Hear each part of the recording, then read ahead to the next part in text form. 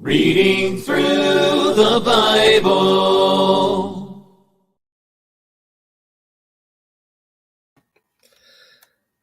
Good evening. I'm Dennis, and I'm a Christian. This evening I'll be reading 2 Peter chapter 2. 2 Peter 2. But there were also false prophets among the people, even as there will be false teachers among you, who will secretly bring in destructive heresies, even denying the Lord who brought them, and bring on themselves swift destruction. And many will follow their destructive ways, because of whom the way of truth will be blasphemed. By covetousness, they will exploit you with deceptive words. For a long time, their judgment has not been idle, and their destruction does not slumber.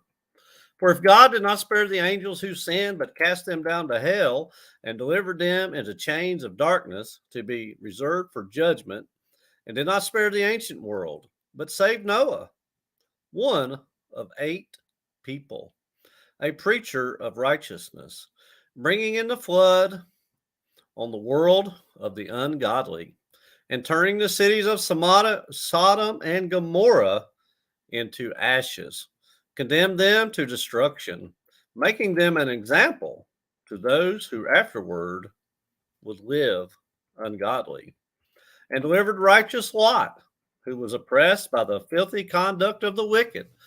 For that righteous man dwelling among them tormented his righteous soul from day to day by seeing and hearing their lawless deeds.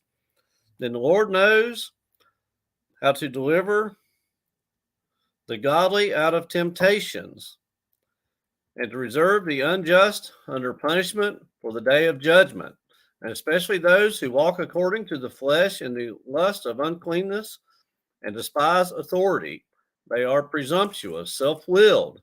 They're not afraid to speak evil of dignitaries, whereas angels, who are greater in power and might, do not bring reviling accusation against them before the Lord. But these, like natural brute beasts, made to be caught and destroyed, speak evil of the things they do not understand, and will utterly perish in their own corruption, and will receive the wages of unrighteousness as those who count it pleasure to carouse in the daytime. They are spots and blemishes, carousing in their own deceptions while they feast with you, having eyes full of adultery, and that cannot cease from sin, enticing unstable souls. They have a heart trained in covetous practices and are cursed children.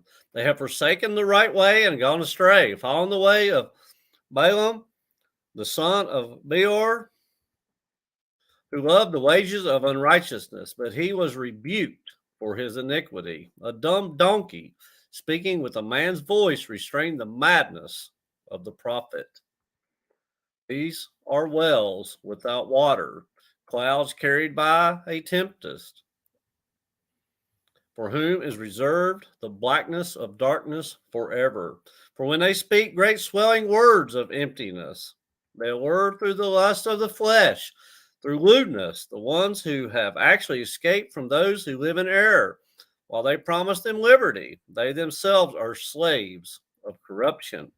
For by whom a person is overcome, by whom also he is brought into bondage. For if, after they have escaped the pollutions of the world through the knowledge of the Lord and Savior Jesus Christ, they are again entangled in them and overcome, the latter end is worse for them than the beginning.